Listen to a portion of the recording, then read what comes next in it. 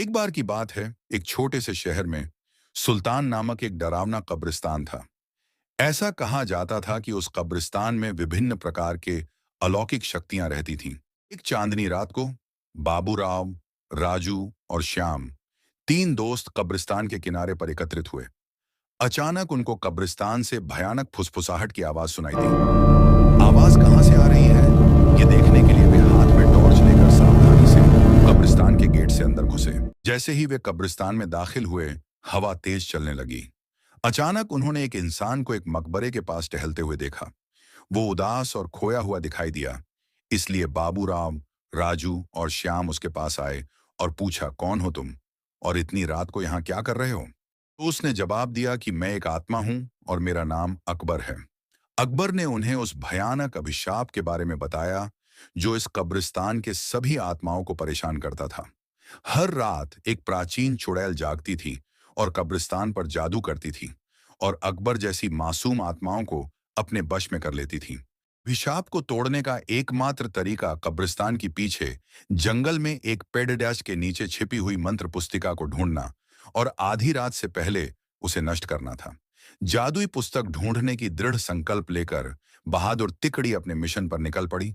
उन्होंने अंधेरे में मकबरों के बीच रास्ता खोजा जंगल में जाने के लिए, और इस बात का ध्यान रखा कि आराम करने वाली आत्माओं को परेशान न किया जाए।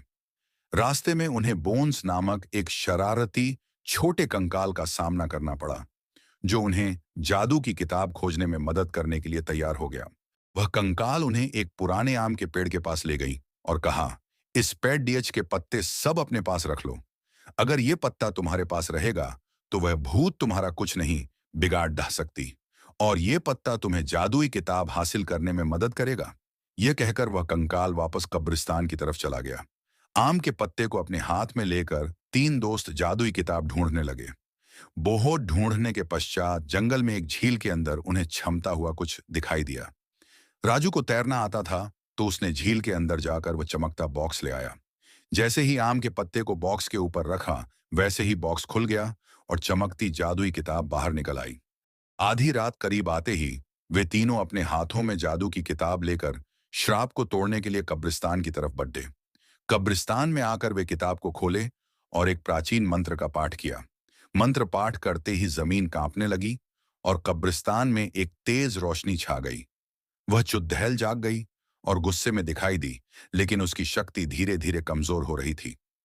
उसने बाबूराव, राजू और श्याम को जादुई किताब पर डिडी बेचने से रोकने के लिए अपनी जादुई शक्ति का प्रयोग किया, लेकिन उन तीनों पर कोई असर नहीं हुआ, क्योंकि तीनों के पास आम के पत्ते थे जो उनकी रक्षा कर रहे थे। धीरे धीरे चुड़ैल की सारी शक्ति खत्म हो गई और चुड़ैल भस्म हो गई। इस तरह बाबूराव, राजू और श्याम ने कब्रिस्तान में फंसी हुई आत्माओं को मुक्त किया और कब्रिस्तान में फिर से शांति छा गई।